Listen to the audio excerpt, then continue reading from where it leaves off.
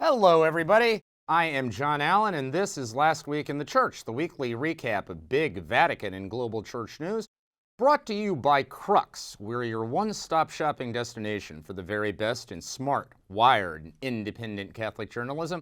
You can find us online at cruxnow.com. That is cruxnow.com. So the dominant news story in the world obviously continues to be Ukraine, and we've got three Vatican angles on that story for you today.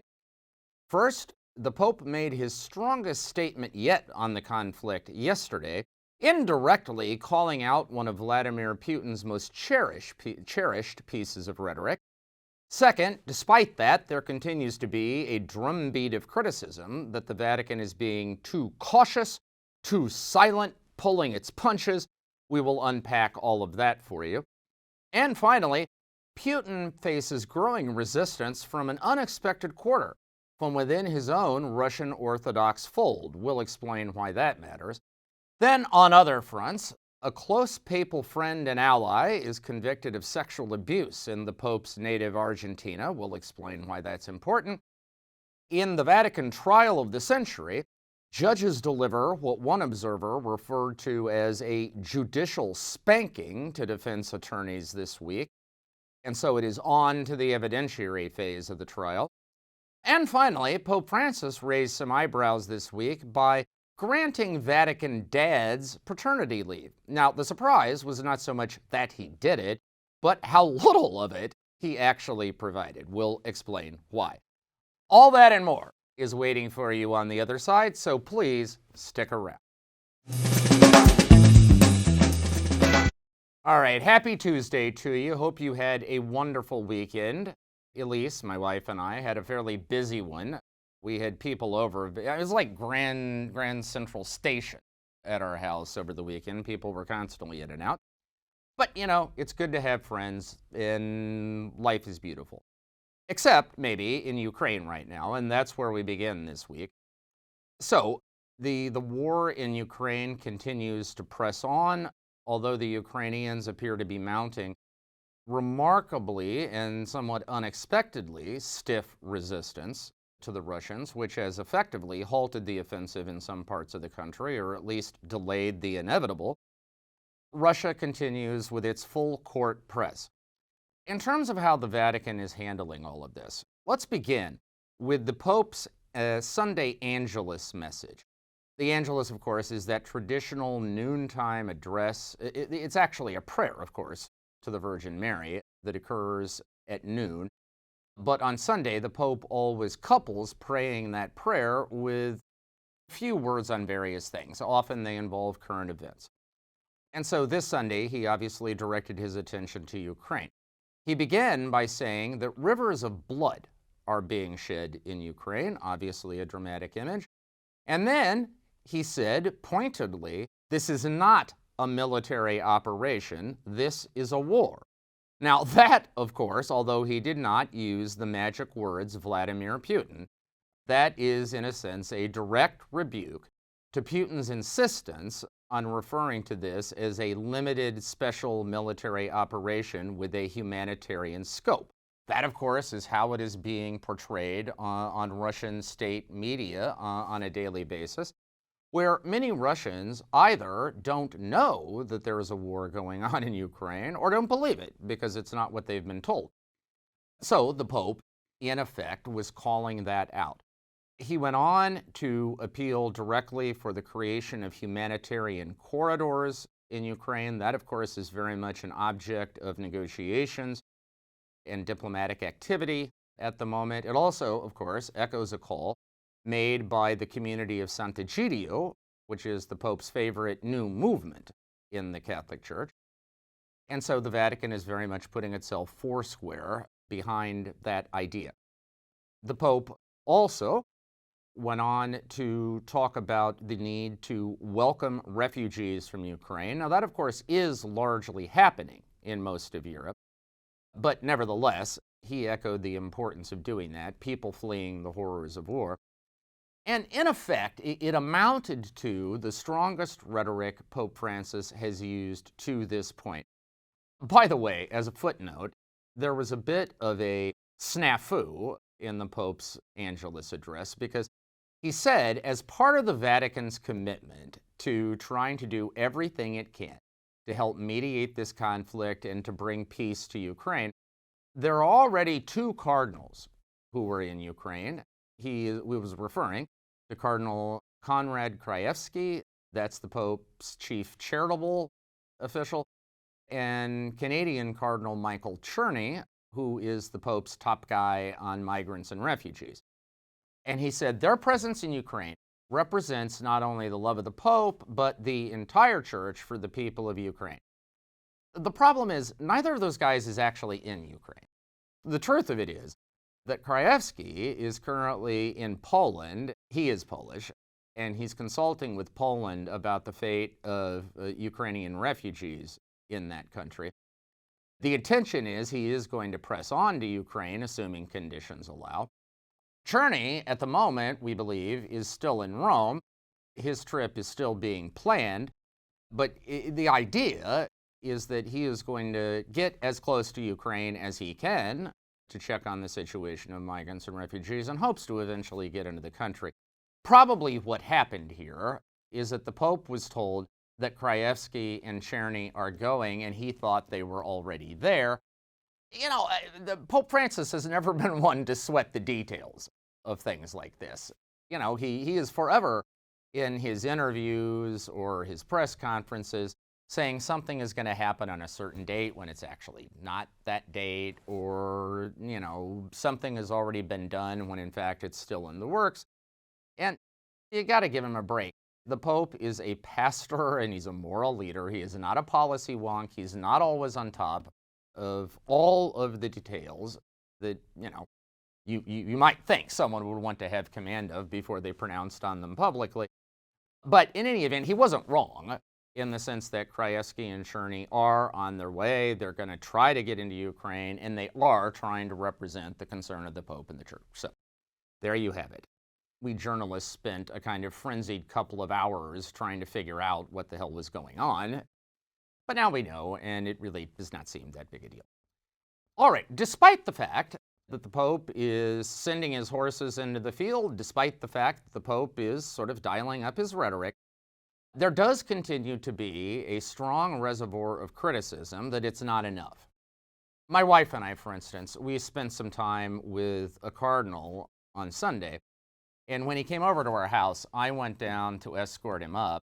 I was wearing a t-shirt that shows the Ukrainian and Italian flags together as a kind of, you know, gesture of solidarity. And, this cardinal, who's known to be a little bit on the conservative side, says to me, I wish the Cardinal Secretary of State had that kind of clarity. You know, and you hear this at all levels of the church. It is true that to this point in the conflict, the Pope has yet to name Russia specifically as the aggressor in the conflict. He has yet to condemn Vladimir Putin's actions or even to mention his name. The Cardinal Secretary of State, Italian Cardinal Pietro Parolin, did refer last week to the war unleashed by Russia in Ukraine, so he at least used the word Russia, but that's really been it. I mean, for example, when Russian forces fired on a nuclear power plant this week, there was no statement from the Vatican, even though every other government in the world said something about it. And this is especially ironic because Pope Francis has been so emphatic about denouncing nuclear weapons and the use of nuclear force in any form in an armed conflict. You would think this would be an obvious opportunity to point out the dangers of it, but no. To date, the Vatican has not joined the, whatever it is now, 37, 39, I've lost track, the number of countries who have called for the International Criminal Court to open a war crimes investigation against Vladimir Putin.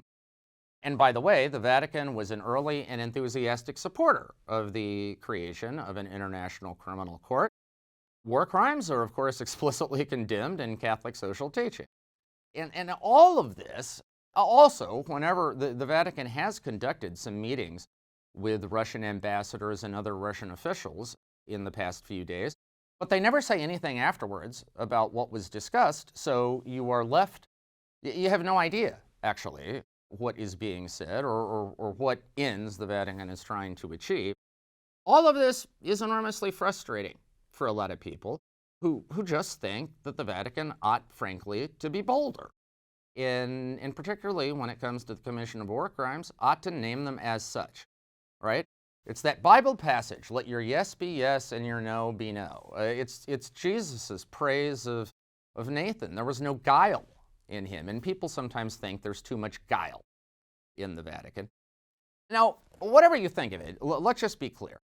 A, this is not just Pope Francis. This is how popes have always ruled. They try to stay outside of specifically naming parties to conflicts because they want to be able to operate behind the scenes as brokers of that conflict. And B, because popes also have to bear responsibility for the consequences of whatever they would say for their own people on the ground. And let me remind you that there are a lot of Catholics in Ukraine.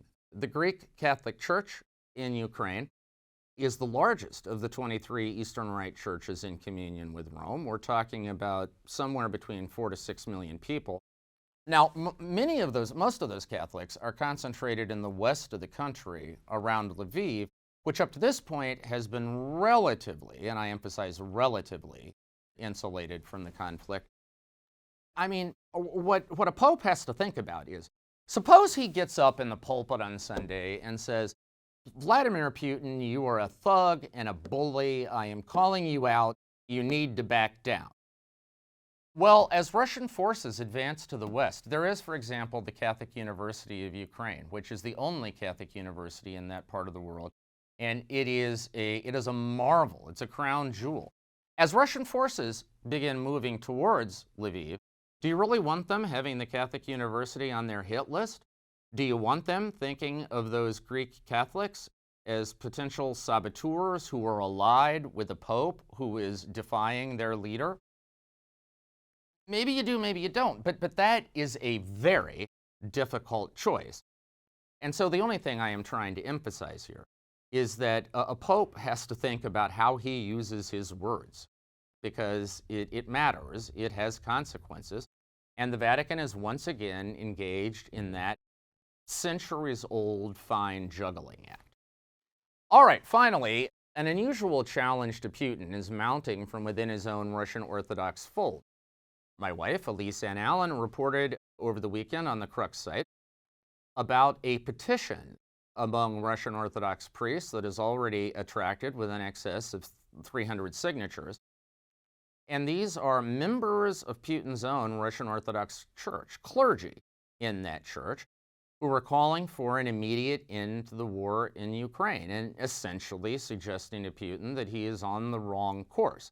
Now, this is not the normal role of the Russian Orthodox Church. Typically, there has been a very tight relationship between throne and altar in Russia. Putin himself sees himself as the great patron and protector of Orthodox Christianity in the world, and he has a very close relationship with Patriarch Kirill of Moscow.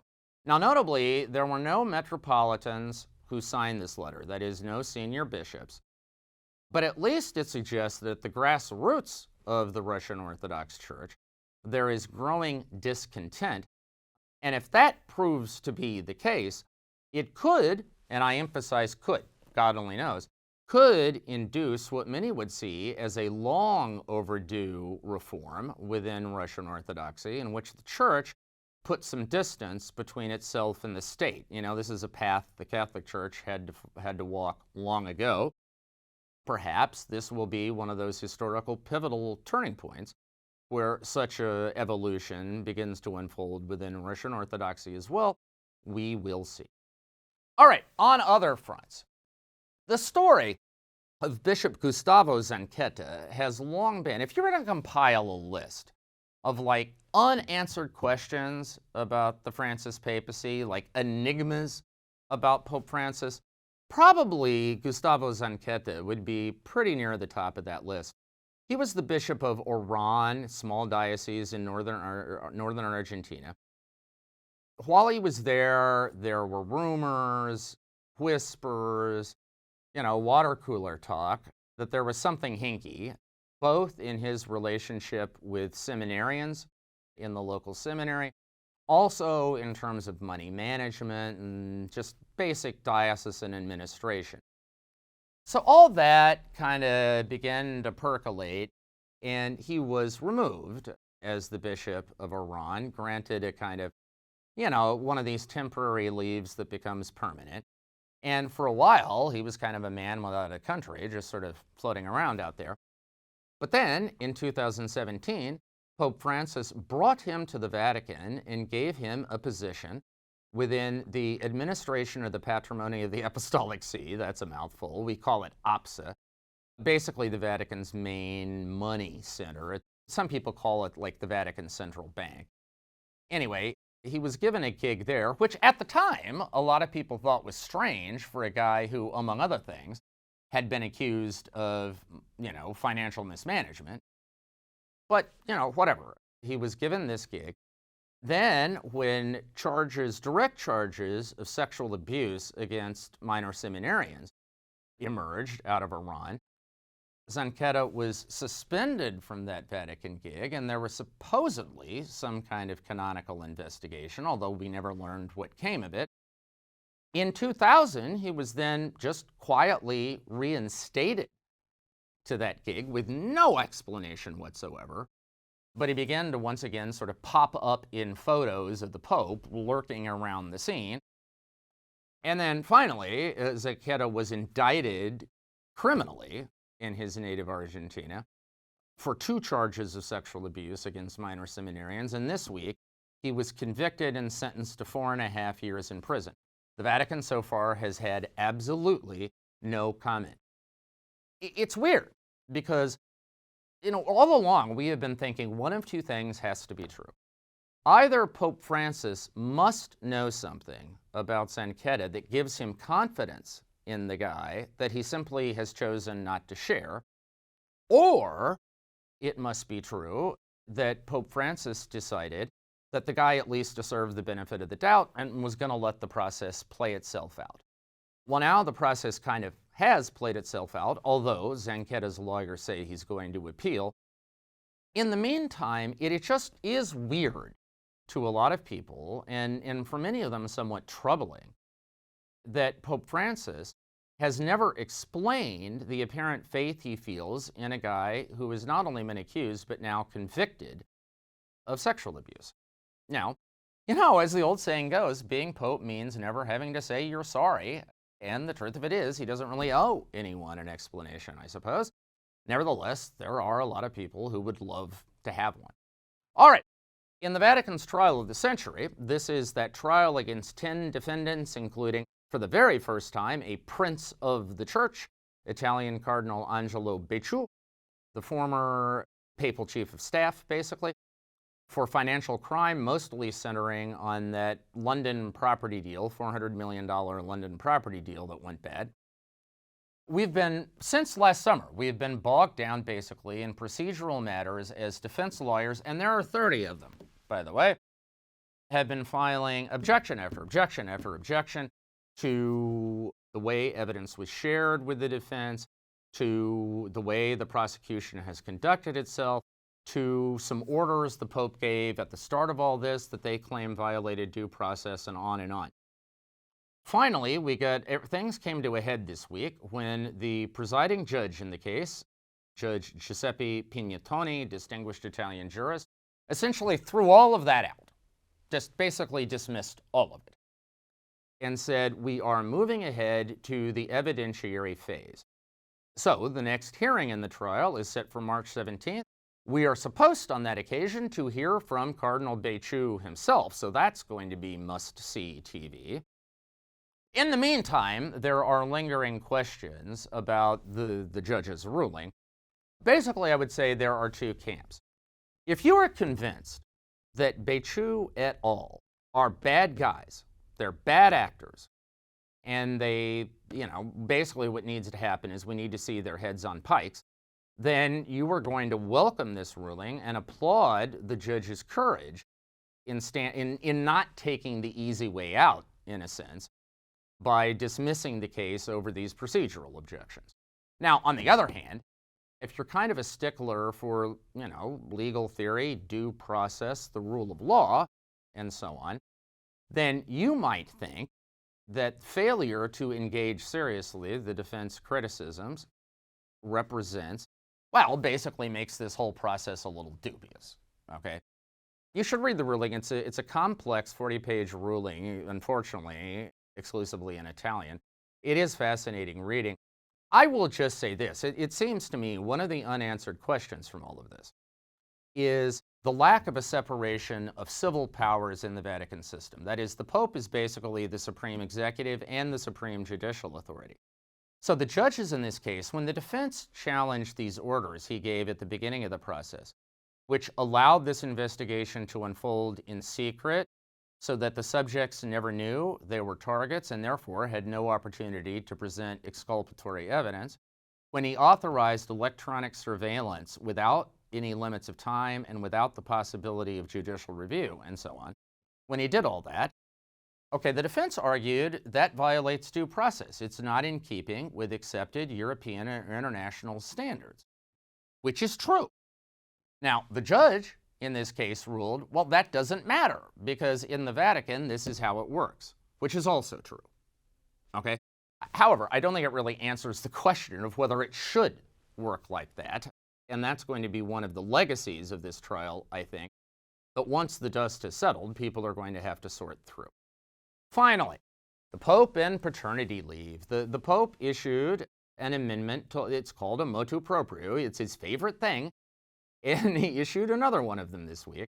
This one tweaking the laws of the Vatican city-state to provide paternity leave, not just for mothers, but for fathers.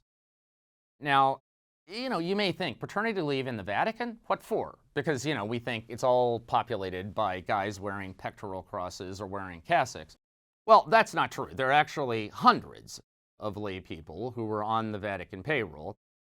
And now, under the Pope's new system, when one of them has a child, the mother will still get her 6 months leave, but the dad will get, drumroll please, 3 days. That's right, 3 days of paid paternity leave. That's paltry even by Italian standards. I mean, in Italy, the dad at least gets 10 days, to say nothing of other places where, in France, the dad can get months and so on. So, the question here was, especially for a pope who is constantly complaining about young people not having children, about this looming demographic winter, right? About how important the family is. I mean, for the love of God, he called 2 synods of bishops on the family because it's so important to him. Well, what's going on here, right? What's the deal? Well, I mean, look. Part of it simply is the Italian example where it's just not traditional to grant much paid paternity leave to a father. Part of it probably is the Vatican just doesn't have any money. I mean, they are in a severe financial crunch, and so paid leave is a bitter pill to swallow under any circumstances. But nevertheless, 3 days. I mean, my favorite response on Twitter was one Italian dad who wrote that 3 days is approximately the amount of time it takes to learn how to properly install a car seat for your kid. It really doesn't have much to do with, parenting and nurturing a child. So this is probably an issue the Vatican is going to have to face going forward. It's one of those circumstances where a lot of people would say, look, Pope, put your money where your mouth is. If you're going to tell us to have kids, help make it possible by ensuring that we can take the time we need to get them started right. Something the Vatican will have to deal with. All right, that is our show for this week. Thank you for spending part of your Tuesday with us. I want to remind you that we love bringing this show to you. It is an absolute blast to do, but you need to understand it's not free. We have to pay for studio time. We have to pay for equipment. And every minute that Elise and I are working on this show is a minute we're not working at Crux and somebody else has to pick up the slack. And all of that, of course, requires resources. So if there is any way you could see your way clear to helping us out, if you go on the Crux site, you will find the box on our homepage, a nice, easy, user-friendly way to make a financial contribution, whether one-time or ongoing. We would love ongoing. But to help us keep this show going, because it's important, We love it. We want to keep doing it. We need your help to do that. So if you can, from the bottom of our hearts, thank you. Over the next week, my charge to you is to stay safe, stay healthy, have a fantastic and blessed week. Keep reading Crux, and we will talk to you again soon.